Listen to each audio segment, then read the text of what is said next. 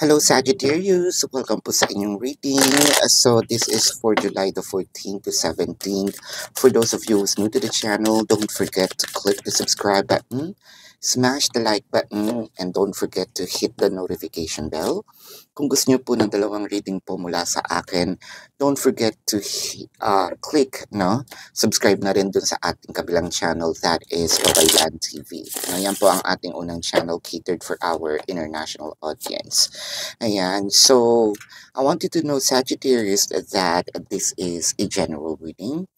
So you may resonate with the entire reading, or you may resonate with some bits and pieces of the reading.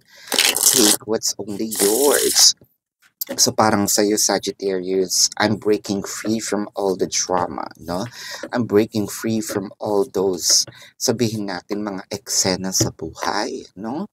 Kasi parang iisip mo ngayon na parang itong relationship mo, no? Parang nagiging isa siyang circles, no? Kumbaga, punong-puno ng eksena, punong-puno ng mga issues, kumbaga.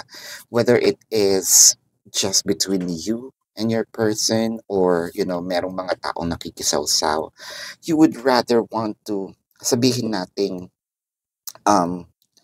either talikuran, no?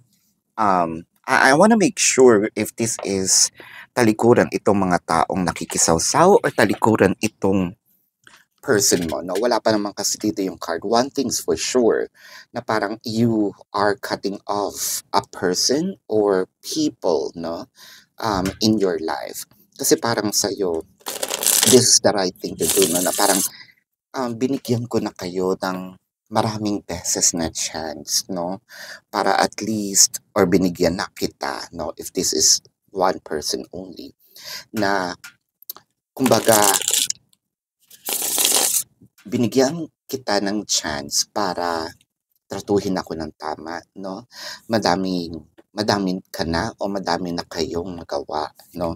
Kumbaga, napuno na ako. This is it, no? I'm going to call it quits. For a few numbers of you to a point pa nga, no, na baka naiisip nyo, I think that I need to put this into legal actions. Yung iba, pwedeng nandoon na to the extent na nag-file na ng either case sa barangay, case sa court, no? Yung iba iniisip pa lang. Ganun kalala yung nagiging issues. Kasi parang sa'yo, nawawala yung peace of mind, nawawalan ka ng privacy. Ang gulo-gulo, no? Gusto mong linisin itong mga clutter, no? Gusto mong linisin itong mga issues sa buhay. Ten of Wands, the Five of Pentacles, the Two of Swords, the King of Swords, and the Five of Wands. So, ang dami natin i-clarify na cards dito actually. One thing's for sure, ganun na yung gigil mo, no? With the Five of Wands kasi, that signifies discussions, arguments, no? I feel like palala ng palala, palaki ng palaki pa, sabihin nating pa-worst ng pa-worst. Kasi parang dito, porket hindi ako umaaray, no, kala nyo okay lang. Probably nagsalita na rin ako once, pero bakit parang ang akala nila joke, no? Akala nyo ba joke yung sinasabi ko? Akala nyo ba hindi ko tototohanin? Akala nyo ba porket hindi ako masyadong, sabihin natin na hindi nagte-take ng action, hindi nagsasalita, no? Okay lang ang lahat. So clarified by that is the Six of Wands and the Queen of Wands. So you tried to probably kausapin muna sila ng bahinahon, no? Nandito ka, dumating ka sa santong dasalan. Ngayon nasa santong paspasan na tayo, no? With the Ten of Wands, yun nga rin. Kasi we allowed our person, or we allowed these people, no? At first, Kasi ayaw nga natin munang baka sabihin kasi nila, 'no, masyado ka namang sensitive. Pero kumbaga hindi na maganda yung mga biro, hindi na maganda yung mga sinasabi. Somewhat meron tayo ding, ano bang sasabihin ko dito, a contribution bakit natin na-e-experience, but you're working on to para ayusin, 'no? Yun naman ang maganda sa'yo, you're taking actions.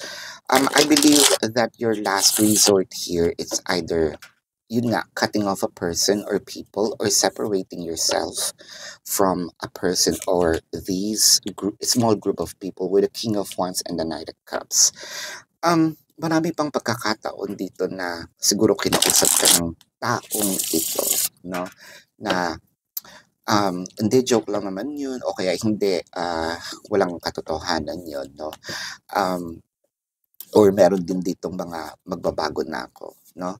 Pero with all of the things na sinabi nila, parang bilang sa daliri, minsan wala pa nga yung ginagawa. No? With the Two of Swords, the Hermit, and the Nine of Pentacles. Parang sa'yo kasi, mas, actually, pinatagal mo pa eh, no?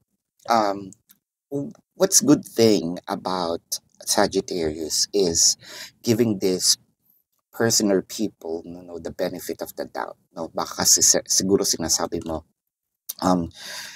baka kasi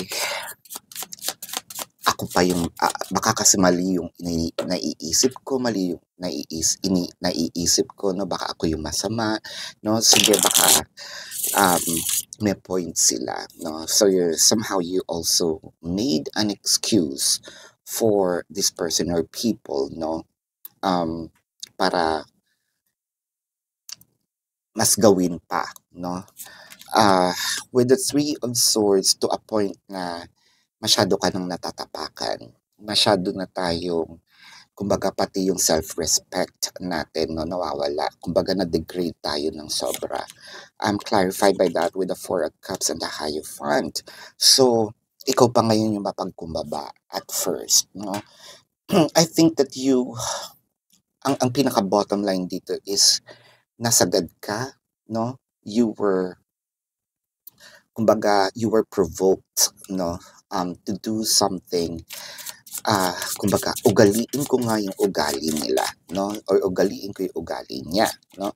With the King of Cups, the Ten of Cups, the Ten of Pentacles, and the Eight of Wands. So, I feel like maganda naman itong magiging result, no? The result would be very, sabihin natin, maayos naman in a way. Kasi, kumbaga kung kailan tayo umaray, kung kailan tayo gumawa ng aksyon, no? Doon itong taong ito, no? Sabihin natin na, oy sandali, doon ma-realize na, nasagad ko na nga yata, no? Or, yung limitations, kumbaga, no? Na-touch ko na, I cross the boundaries. Doon naman ito, pakikipag-usap para ayusin. Kailangan pa ba dumating yung time na nakikita nilang masama din, no? Kasi I feel like you are mirroring their energy. No, ika nga, sabi mo nga dito is, uugaliin ko yung ugali nila, no? Or ugaliin ko yung ugali niya. So, kailangan pa bang dumating na maging walang hiya rin, no? Para magtigil, para umayos, no? Kasi they left you no choice but to give them a taste of their own medicine. Tignan natin dito, no, kung ano yung sinasabi nitong person mo. At pwedeng ito din yung emotions, no? I love you so much. I wish you were next to me. So, for a few numbers of you, meron na talagang separations, no? Whether it is a physical separation or an energetic separation, physical separation, the person or ikaw mismo lumayo ka, no? Kasi nga you cut this person of your life or these people of your life. either ikaw mismo yung nasa kabilang city, state, county, country, different bahay, no? Different state, different, continent, what have you. O, papalagay na natin na nag-ibang planeta ka na ikaw mismo, no? You left yourself, you separate yourself from these negativities, no? So, sinasabi nito ni person is sana nandito ka o nitong mga taong to, no? Sana nandito ka. I feel like kung hindi si person yung problema, may mga taong nakapaligid na yun yung nagiging problema. So ngayon parang nami-miss ka ni person, no? Whether kung siya man ito na naging problema, nami-miss ka pa rin. Doon niya lang na-realize ngayon na dapat pala it's either kung meron dito mga small group of people na ayaw ka, no, para kay person mo, doon niya na-realize na sana pinagtanggol ko, sana binigyan ko man lang siya ng yung nakikita niya na pinagtatanggol ko siya. Ngayon kung si person naman yung problema, dito niya nare-realize yung iba pala, no, yung buhay kapag wala si Sagittarius, no? Iba pala yung bigat, no? Kapag wala si Sagittarius. Ayan. So, tignan natin dito, no, yung zodiac sign ni person, no? This could be their sun sign or a placement in their chart. So I'm seeing Leo, Taurus, Pisces, Scorpio, Virgo, Cancer, Sagittarius, Capricorn. What up? Nasabi ko bang Leo? Yes. Virgo, yes. Nasabi ko rin. Leo, of course, nasabi natin yan. So, yun. Yeah, yun ang kanyang reading. Gusto niyo po bang sumali sa ating free, no, na tarot reading? So, free personal reading. So, ito po yung mechanics, no? Kasi po, nandyan pa din yung ating impostor na account, no? Kaya tayo late ngayon ng pag-post ng reading kasi I'm taking actions on it, no? Lumalabas tayo ng bahay, nakikipag-usap tayo sa mga kinauukulan, no? Which is a waste of time. Yun nga, imbis na sana nakafocus lang tayo sa readings, no? So, it requires a massive report, no? So, nandun po sa description box, itong link nitong fake account. So, what you need to do is to report the fake account and then screenshot, no? And then send your report or send your, the screenshot to the email that I mentioned, nandun po sa ibaba, no? Para at least makita natin one screenshot, one entry. So, pag nagapi natin yon, bubunot po ako ng free, no? For a personal reading. You can report as many as you like. Syempre dapat iba-iba yung time para meron naman tayong reference, no? Huwag nyo naman i-report ng 3 beses tas sa 11 o'clock, for example, no? Pwedeng 11, 11:15, yung ganyan. So, once na nagapi siya, that's the time bubunot po ako, no? As a thank you to your effort din naman, no? So, I hope that you guys can join. Tulong na yun sa akin at tulong na rin po, no, para dun sa mga kanyang nai-scam. Sagittarius, ayan po, no? So, this is your reading para po sa mga bago. Don't forget to click the subscribe button, smash the like button, comment below kung kayo po yung nakaka-resonate, and hit the notification bell. Kung gusto niyo po ng 2 reading sa akin, sa kabilang channel po yan, that is Babaylan TV. No, yan po ang ating unang channel, catered for our international audience. And nagla-live din po tayo doon. So, please join the live sessions. Pero kung hindi nyo po yun maabutan, pwede naman kayo magtanong dito sa comment section as long as the question is answerable by yes or no. No, pero kung feeling nyo hindi naman kayo masasatisfy sa yes or no lang na sagot, dun sa description box, nandun po yung link ng aking website, no? So, dun lang po ako mag-chat, transact, no?